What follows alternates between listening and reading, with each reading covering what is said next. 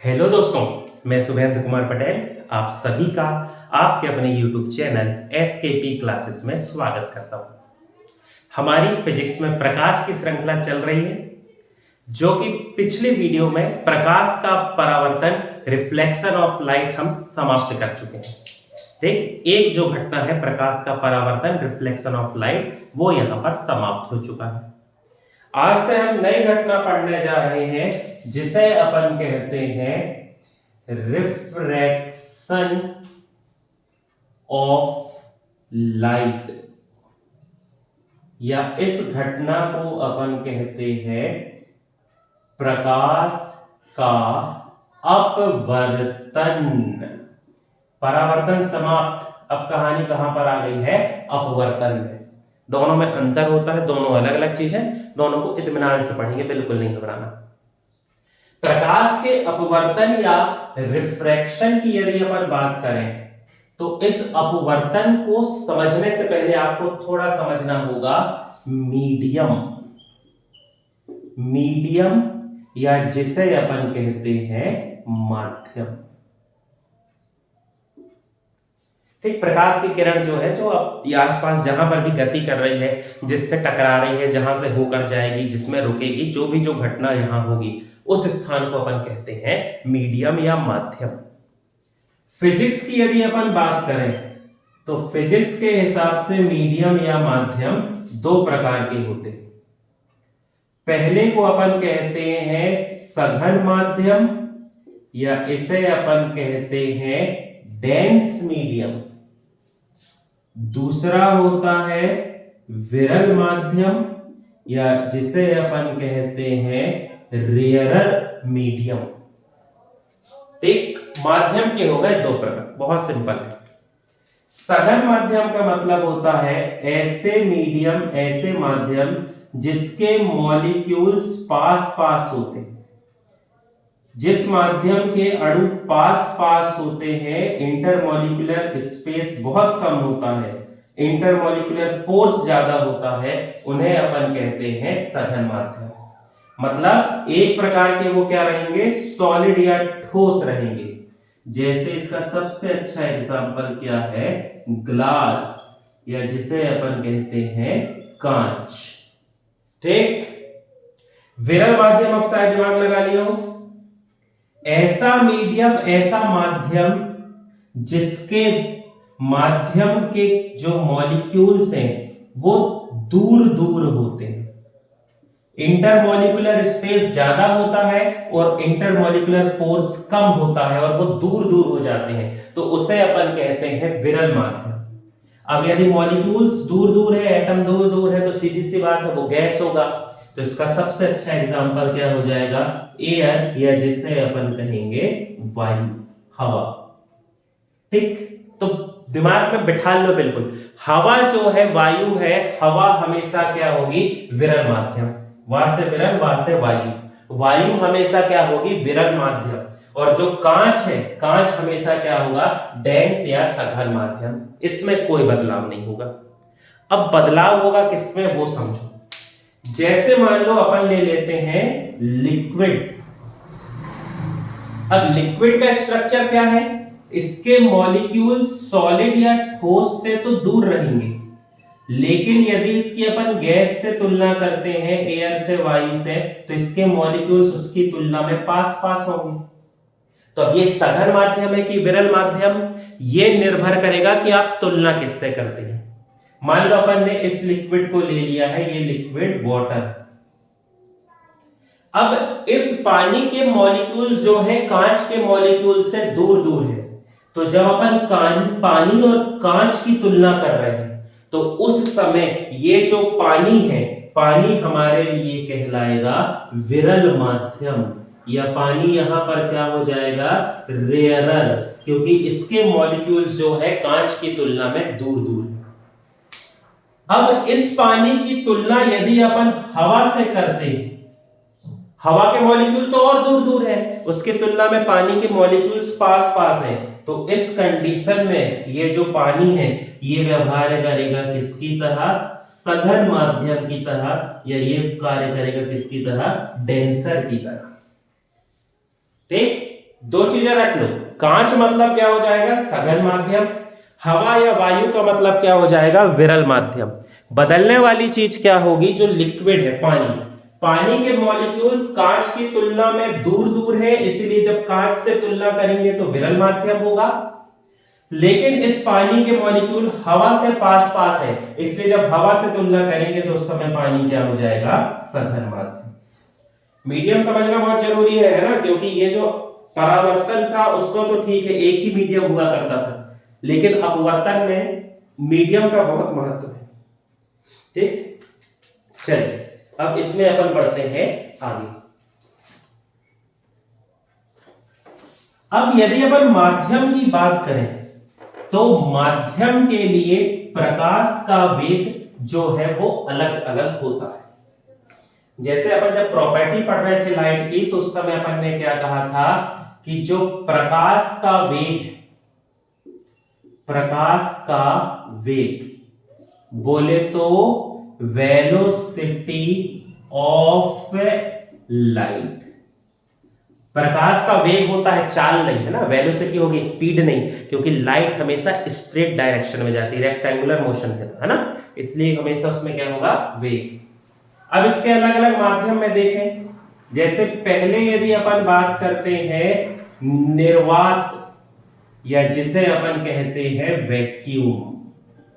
Vacuum या निर्वात का मतलब जहां कुछ भी नहीं है, उस हवा भी नहीं है, स्पेस जैसे अंतरिक्ष, निर्वात। तो निर्वात में प्रकाश का वेग होता है 3.08 गुणित 10⁸ मीटर पर सेकंड। 3.08 इंटू 10⁸ मीटर पर सेकेंड, ये होता है कहां पर, वैक्यूम में। फिर यदि अपन बात करते हैं एयर की, है ना, अपन बात करें हवा की या एयर की, यदि अपन बात करते हैं तो उस समय प्रकाश का वेग होता है 3 गुणित 10⁸ मीटर पर सेकंड। 3 इंटू 10⁸ मीटर पर सेकंड, जो एवरेज अपन पढ़ते हैं, जिसको हमेशा पढ़ा जाता है, या कह देते हैं 3 लाख किलोमीटर प्रति सेकंड, यही है। फिर माध्यम को थोड़ा सघन करते हैं, डेंस करते हैं। अब यदि अपन बात करते हैं पानी की, तो ये जो पानी है, इस पानी में प्रकाश का वेग होता है 2.5 गुणित 10⁸ मीटर पर सेकंड, 2.5 इंटू 10⁸ मीटर पर सेकंड। मीडियम को और डेंस कर दो, माध्यम को और सघन कर दो, पानी से आ जाओ कहां पर, कांच या ग्लास में। तो यदि कांच की बात करते हैं तो कांच में जो प्रकाश का वेग है ये हो जाएगा 2 गुणित 10⁸ मीटर पर सेकंड। देखो प्रकाश का वेग बदलता जा रहा है, निर्वात या वैक्यूम का मतलब कुछ नहीं है, तो वहां तेजी से जा रहा है 3.08। फिर हवा है, हवा मतलब क्या होगा, गैस, मॉलिक्यूल्स थे, उससे टकराया तो कुछ प्रकाश उन मॉलिक्यूल से टकरा के रिफ्लेक्ट हो गया, कोई अपना रास्ता बदल दिया, कोई कुछ भी घटना हो गई, इस वजह से उसका जो है वेलोसिटी कम हो गई। पानी जो है लिक्विड है, इसमें मॉलिक्यूल्स और ज्यादा है, तो उससे लाइट टकरा के और ज्यादा डिस्टर्ब हो गई, तो वहां पर उसकी वेलोसिटी कम हो गई। और कांच मतलब सॉलिड है, ठोस है, तो मॉलिक्यूल्स पास पास भी है, मॉलिक्यूल्स ज्यादा भी है, तो बहुत ज्यादा मॉलिक्यूल होने की वजह से प्रकाश उन सभी मॉलिक्यूल से टकराया, कोई से टकरा के वो यहां बेंड हो गया, कोई से टकरा के रिफ्लेक्ट हो गया, कोई भी घट गया, बढ़ गया, जो भी घटना हो गई हो। इस कारण क्या हुआ कि प्रकाश का जो वेग है वो क्या हो गया, धीरे धीरे जैसे जैसे माध्यम सघन हो रहा है, डेंस हो रहा है, प्रकाश जो लाइट की वेलोसिटी है वो कम होती जा रही है।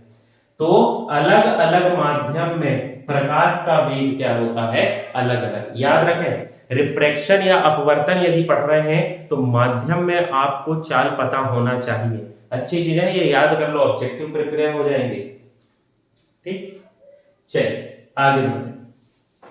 अब माध्यम, मीडियम और माध्यम में प्रकाश का वेग, वेलोसिटी ऑफ लाइट समझ गए हैं, तो अब अपन चल सकते हैं रिफ्रैक्शन में, या जिसे अपन कहते हैं अपवर्तन। ठीक,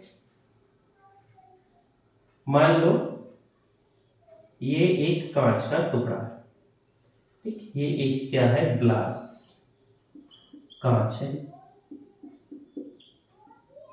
ठीक, इस कांच से कोई प्रकाश की किरण आकर टकराती है। अब ये जो प्रकाश की किरण है ये कहां से आ रही है? एयर से आ रही है या वायु से आ रही है? ये एक मीडियम या माध्यम है। हवा से आके ये प्रकाश की किरण एक दूसरे माध्यम में चले गई जो कांच है। जैसे ही ये प्रकाश की किरण दूसरे माध्यम में जाती है तो नियम तो ये कहता है कि इसको ऐसे सीधे निकल जाना था, क्योंकि प्रकाश तो सीधी रेखा में गति करता है। लेकिन ये प्रकाश की किरण सीधे न निकलकर ये अपने मार्ग से विचलित हो जाती है और फिर इसके बाद ये यहां से फिर बाहर निकल गई। तो बाहर निकली जब कांच से तो फिर से कहां पर आ गई? ये एयर में आ गई, मतलब मीडियम फिर बदल गई। समझ पा रहे हो? प्रकाश की किरण एक माध्यम से गई, पहले वो माध्यम हवा, फिर वो दूसरे माध्यम में गई, दूसरा मीडियम या माध्यम कांच था, फिर वहां से बाहर निकल आई, फिर अगले माध्यम में आ गई जो क्या था? एयर। तो जब प्रकाश की किरण एक माध्यम से दूसरे माध्यम में जाती है तो वह अपने मार्ग से विचलित हो जाती है। प्रकाश की इसी घटना को कहा जाता है प्रकाश का अपवर्तन, या इसे अपन कहते हैं रिफ्रैक्शन ऑफ लाइट। जबकि अपन क्या कह रहे हैं कि लाइट हमेशा सीधी रेखा में गति करती है, और यहां क्या देख रहे हैं कि जो लाइट है उसका डायरेक्शन बदल गया। अब आपसे पूछा जाएगा कि क्या कारण है कि प्रकाश जो है अपवर्तन को प्रदर्शित करता है, रिफ्रैक्शन की घटना को शो करता है? तो बहुत सिंपल आंसर है, जब प्रकाश की किरण हवा में थी, वायु में थी, तो उस समय ये जो प्रकाश है इसका वेग अलग था, प्रकाश की वेलोसिटी जो वेग है वो अलग, लाइट ऑफ वेलोसिटी। फिर जब ये कहां पर पहुंच गया, प्रकाश कांच में पहुंच गया, तो कांच में पहुंचने पर प्रकाश का वेग, वेलोसिटी ऑफ लाइट यहां पर चेंज हो गई, कम होती है। फिर जब ये प्रकाश बाहर निकला, वापस कांच से हवा में आया, तो जैसे एयर में आया तो यहां पर फिर से प्रकाश का वेग क्या हो गया? वेलोसिटी ऑफ लाइट बढ़ गई। तो जब प्रकाश की किरण एक माध्यम से दूसरे माध्यम में जा रही है तो उस प्रकाश के वेग में परिवर्तन हो रहा है, और उस प्रकाश के वेग में परिवर्तन होने की वजह से यह प्रकाश की किरण जो है जिस माध्यम से होकर जा रही है उस माध्यम में अपने मार्ग से विचलित हो जाती है, और इसी घटना को हम कहते हैं प्रकाश का अपवर्तन। 100% ये घटना होगी, अपवर्तन जब भी होगा तो प्रकाश की किरण विचलित होगी। कभी आप देखना, कांच की ग्लास में पानी लेना और उसके अंदर पेंसिल या पेन डाल देना, आपको वो पेन तिरछा दिखाई देगा। देखा है ऐसा?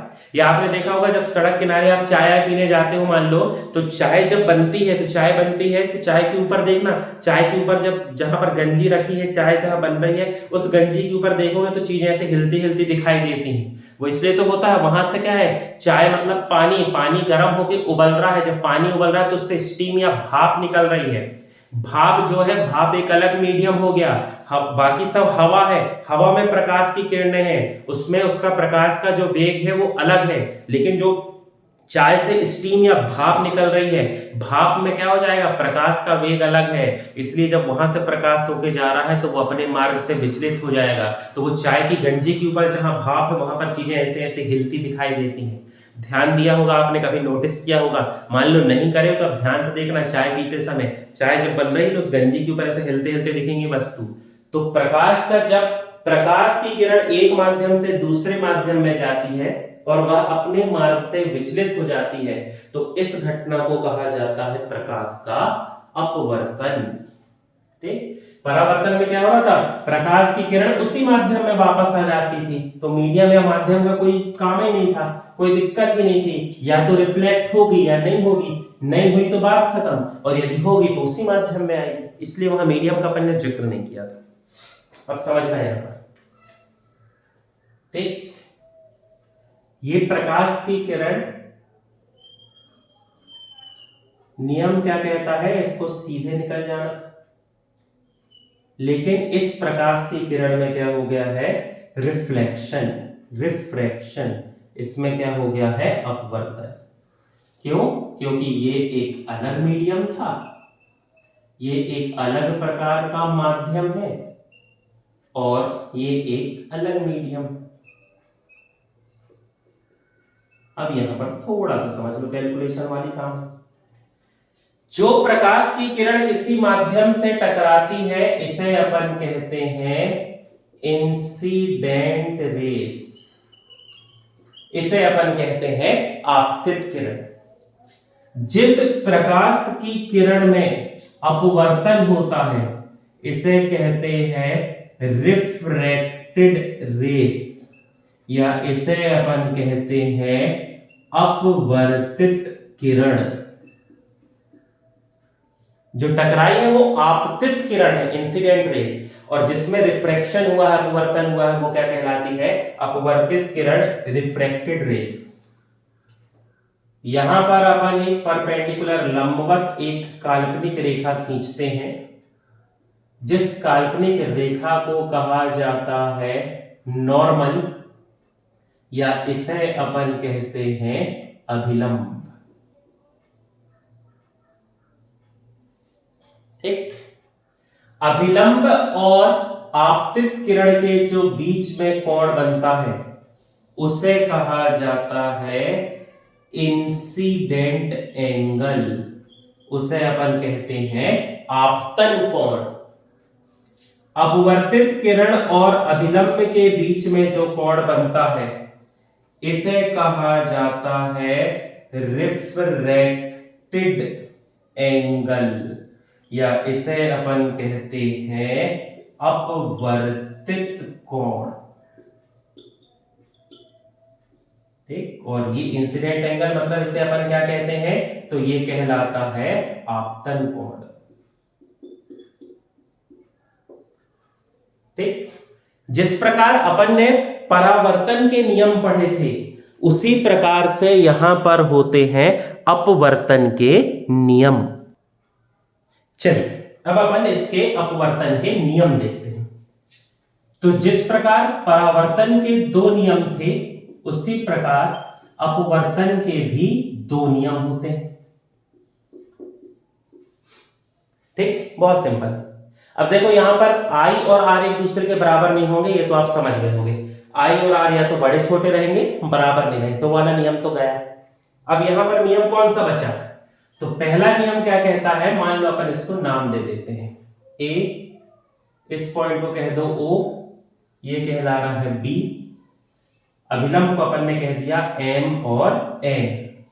तो पहला नियम कहता है आपतित किरण इंसिडेंट रेस, अपवर्तित किरण रिफ्रैक्टेड रेस, और नॉर्मल या अभिलंब तीनों एक ही बिंदु, एक ही पॉइंट बिंदु या एक ही सतह प्लेन में होते हैं,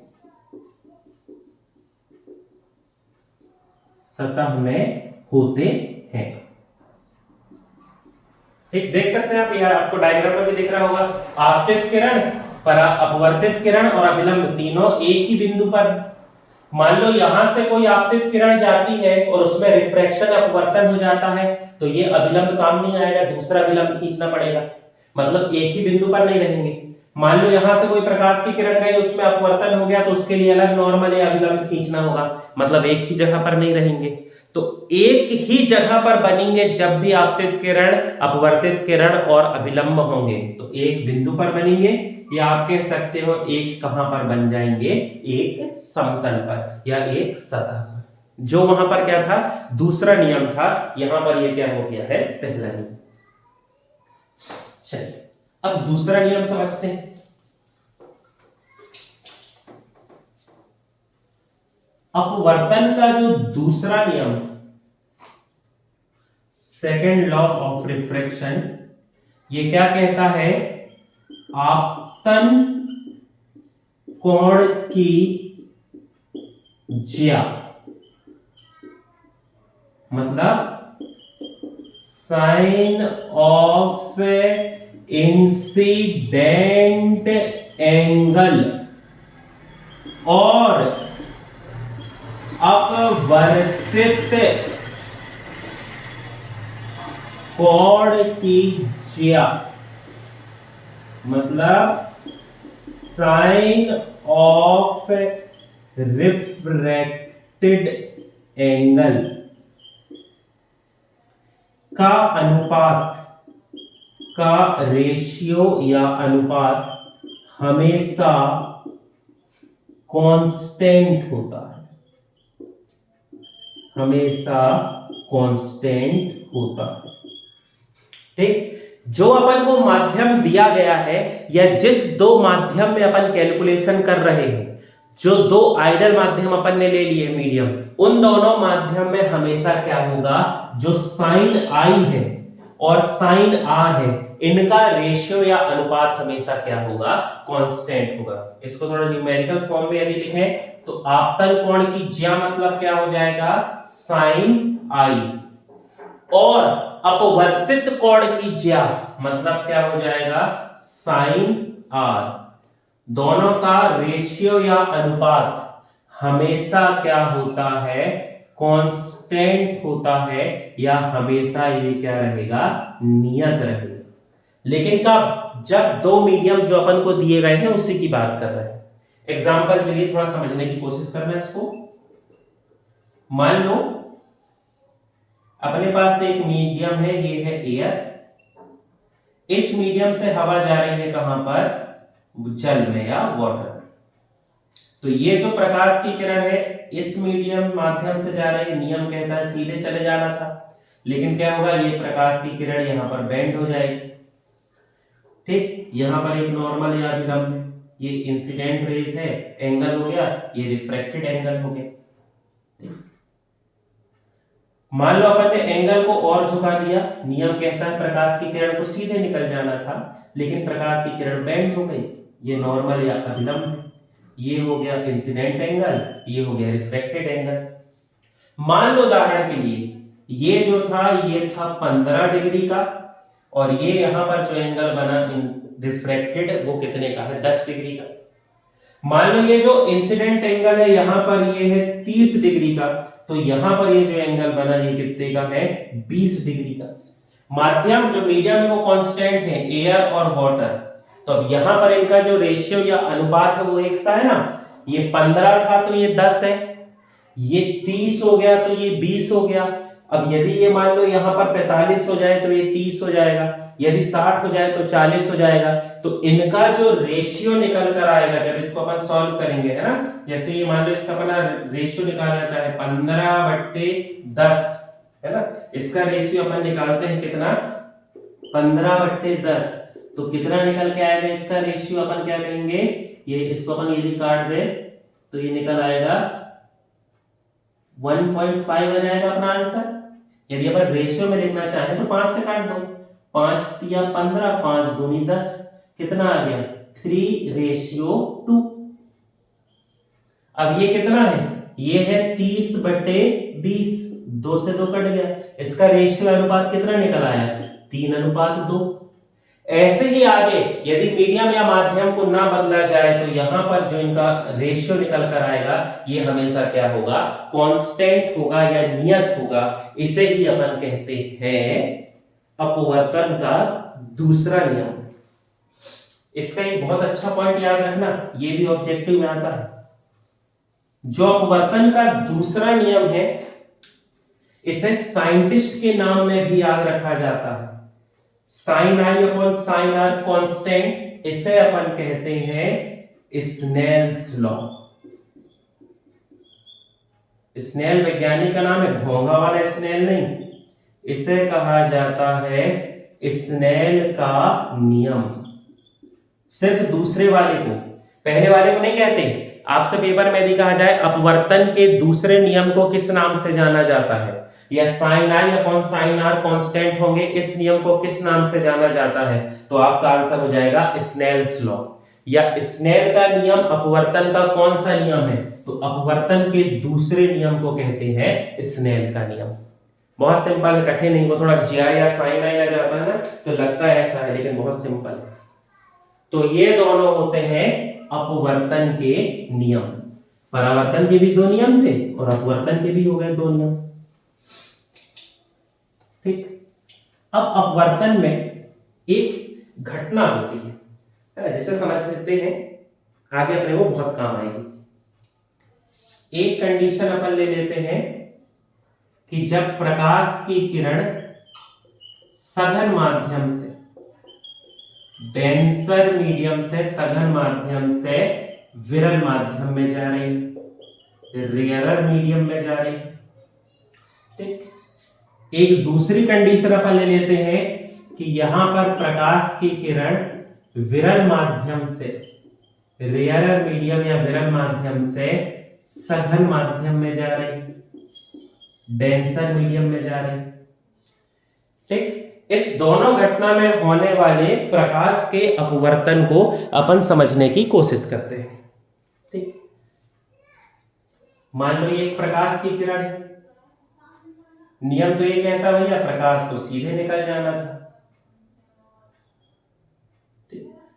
काल्पनिक रेखा जो अपन खींचते हैं, इमेजिनरी लाइन परपेंडिकुलर या लंबवत, तो उसे अपन कहते हैं नॉर्मल, उससे अपन कहते हैं अभिलंब,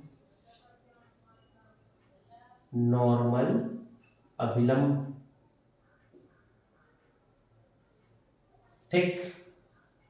फिर यहां पर भी ये कंडीशन बना लेते, समझते हैं। ये मान लो इंसिडेंट रे से आपतित किरण है आई, नियम कहता है भैया सीधे निकल जाना था, अपन एक काल्पनिक लंबवत रेखा खींचते हैं जिसे अपन कहते हैं नॉर्मल या इसे अपन कहते हैं अभिलंब। चल अब यहां से समझो, ये अपन दोनों अलग अलग कंडीशन, पूरी लाइन खींच नहीं, यहां भी तुम्हें अभिलंब लगने लगे, नॉर्मल, दोनों अलग अलग कंडीशन। तो ये जो पहली कंडीशन है इसमें प्रकाश की किरण डेंसर से रेयरर में जा रही है, और जो दूसरी है इसमें रेयरर से कहां जा रही है, डेंसर। तो ये क्या हो जाएगा, इंसिडेंट एंगल, आपतन कोण, यहां पर ये भी क्या हो जाएगा, इंसिडेंट एंगल, आपतन, कोई दिक्कत नहीं, सब सही जा रहा। अब समझो, जब प्रकाश की किरण सघन माध्यम से विरल माध्यम में जाती है तो यह प्रकाश की किरण अभिलंब से दूर हो जाती है। ये नॉर्मल या अभिलंब है, इससे निकलेगी नहीं क्योंकि वो तो मार्ग बदलेगी, मीडियम बदला है, तो इस नॉर्मल या अभिलंब से क्या हो जाती है, दूर हो जाती है। ये यहां पर बन गया रिफ्रैक्टेड एंगल। जब प्रकाश की किरण विरल माध्यम से सघन माध्यम में आती है तो वह नॉर्मल या अभिलंब के पास आ जाती है, ठीक। तो यहां पर ये क्या बन गया, रिफ्रैक्टेड एंगल, या यहां पर बन गया अपवर्तन कोण। ये घटना भी उसी के कारण हो रही है, माध्यम बदल रहा है तो माध्यम बदलने की वजह से प्रकाश की चाल बदल रही है, तो उस वजह से ये घटना हो रही है कि ये क्या हो रही है, बेंड हो जा रही है, मुड़ जा रही है। तो जब प्रकाश की किरण सघन माध्यम से विरल माध्यम में जाती है तो वह अभिलंब से दूर हो जाती है, और जब प्रकाश की किरण विरल माध्यम से सघन माध्यम में जाती है तो वह अभिलंब के पास आ जाती है। तो जब प्रकाश की किरण डेंसर से रेयरर में जाए उस समय I से बड़ा क्या हो जाता है, R, मतलब उस कंडीशन में रिफ्रैक्टेड एंगल जो है वो बड़ा होता है किससे, इंसिडेंट एंगल से। और जब प्रकाश की किरण रेयरर से डेंसर में जाती है तो उस समय I जो है ये बड़ा होता है और उससे छोटा क्या हो जाता है, R। इस समय इंसिडेंट एंगल बड़ा हो जाता है और रिफ्रैक्टेड एंगल छोटा हो जाता है। इसलिए देखा होगा आपने परावर्तन में अपन ने क्या पढ़ा था, आपतन कोण और परावर्तन कोण, एंगल I बराबर एंगल R। लेकिन यहां पर ये वाला नियम नहीं आया क्योंकि कभी भी एंगल I और एंगल R एक दूसरे के बराबर नहीं होंगे। यदि मीडियम सघन से विरल है, ठीक है, डेंस से रेयरर है, तो R की वैल्यू ज्यादा होगी I से, और यदि लाइट जो है वो रेयरर से डेंसर में जा रही है, विरल से सघन में जा रही है, तो I की वैल्यू ज्यादा होगी R से। ये दोनों घटनाएं आपको पता होना चाहिए। जब अपन इसके डायग्राम बनाएंगे, जब अपन इसको समझेंगे तो बार बार ये पॉइंट आएंगे तो आप कंफ्यूज नहीं होना, ठीक। चलिए आगे बढ़ते हैं। ये एंगल I और R वाले इनको भी अच्छे से याद रखना, न्यूमेरिकल्स यहां से बनकर आते हैं, इस हिसाब से जब अपन को सवाल करेंगे इसकी जरूरत पड़ेगी तो प्रैक्टिस करते रहो तो याद आ जाएगा। ठीक, अब एक पॉइंट और समझेंगे। अपन जब परावर्तन पढ़ रहे थे, रिफ्लेक्शन, तो अपन ने कहा था कि जब प्रकाश की किरण में परावर्तन होता है तो परावर्तन के पश्चात उसकी तरंग दैर्ध्य और आवृत्ति में, मतलब उसकी फ्रीक्वेंसी और वेवलेंथ में कोई परिवर्तन नहीं होता है। अब यहां पर थोड़ी सी एक चीज बदल जाएगी, याद रखना। जब अपन बात करते हैं प्रकाश की, या यहां पर अपन बात करते हैं प्रकाश के अपवर्तन की, तो जब प्रकाश का अपवर्तन होता है तो आवृत्ति जो होती है, इसकी फ्रीक्वेंसी जो होती है, आवृत्ति यह नहीं बदलती। आवृत्ति में कोई बदलाव नहीं होता है। ठीक, कोई भी किसी भी प्रकार का बदलाव नहीं होता है। अपवर्तन के पहले और अपवर्तन के पश्चात आवृत्ति या फ्रीक्वेंसी लाइट की कैसी रहेगी? एक सी रहेगी। लेकिन जब प्रकाश की किरण में अपवर्तन होता है तो उस अपवर्तन के पश्चात तरंग दैर्ध्य जो होती है, जिसे अपन कहते हैं वेवलेंथ या तरंग दैर्ध्य, वेवलेंथ इसकी बदल जाती है। ये पॉइंट बहुत अच्छे से याद रखेंगे।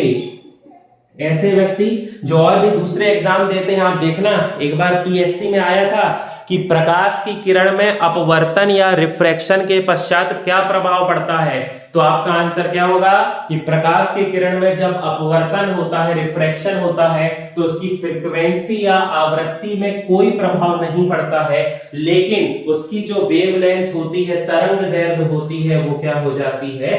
बदल जाती है। ठीक, अब बदल जाती है तो कैसे बदल जाती है? तो याद रखना, यदि माध्यम सघन है, यदि मीडियम या माध्यम क्या है? सघन है, डेंस है, तो यहां पर ज्यादा मॉलिक्यूल्स रहेंगे, ज्यादा मॉलिक्यूल्स से टकराएंगे, तो तरंग दैर्ध्य जो उसकी वेवलेंथ है वो क्या हो जाएगी? कम हो जाएगी, वो डिक्रीज हो जाएगी। ठीक, और यदि मीडियम, यदि जब वो रिफ्रैक्शन कर रही है और मीडियम क्या है? विरल है, रेयरर है, या मीडियम क्या है? विरल है, तो इस स्थिति में तरंग दैर्ध्य क्या हो जाएगी? बढ़ जाएगी। तरंग दैर्ध्य जो है ये इंक्रीज हो जाएगी। आवृत्ति का तो याद रख लो, चाहे अपवर्तन हो या परावर्तन कोई प्रभाव नहीं पड़ेगा, लेकिन जब अपवर्तन होगा तो तरंग दैर्ध्य में प्रभाव पड़ेगा और तरंग दैर्ध्य बदल जाएगी। अब डिटेल में चला गया और पूछ लिया कैसे बदलेगी, तो यदि प्रकाश की किरण सघन माध्यम में जा रही है तो उसकी वेवलेंथ या तरंग दैर्ध्य कम होगी, और यदि प्रकाश की किरण विरल माध्यम में जा रही है तो उसकी वेवलेंथ या तरंग दैर्ध्य क्या होगी? बढ़ जाएगी। तो आपको पेपर में जो एग्जांपल दिया होगा उस हिसाब से समझ जाना। यदि कह दिया जाए हवा से कांच में जा रही है, कांच मतलब क्या हो गया? सघन माध्यम, तो उस समय जो तरंग है उसकी तरंग दैर्ध्य कम हो जाएगी। अब कह दिया जाए कि कोई प्रकाश की किरण पानी से हवा में जा रही है, पानी से हवा में जा रही, हवा एयर, एयर की टू वर्ड है, हवा की तरफ जा रही है, मतलब विरल माध्यम में जा रही है, तो उसकी तरंग दैर्ध्य क्या होगी? बढ़ जाएगी। तो थोड़ा सा आप इसको दिमाग लगा के ये वाले न्यूमेरिकल्स भी कर सकते हैं। ठीक, तो ये जो था आज की वीडियो में अपन ने देखा प्रकाश का अपवर्तन, एक उसका जनरल इंट्रोडक्शन, मीडियम, और जो जो बेसिक चीजें अपन को लगती आगे रिफ्रैक्शन अपवर्तन में, उसे अपन ने पढ़ लिया। आपको कोई भी समस्या, कोई भी जानकारी आप चाहते हैं, कुछ सुझाव देना चाहते हैं, आप कमेंट बॉक्स में दे सकते हैं। इसी प्रकार की वीडियो के लिए आप हमारे चैनल से जुड़े रहें, आपको अपडेट मिलती रहेंगी, रोज वीडियो मिलती रहेंगी। आप पढ़ते रहें, आगे बढ़ते रहें। बहुत बहुत धन्यवाद।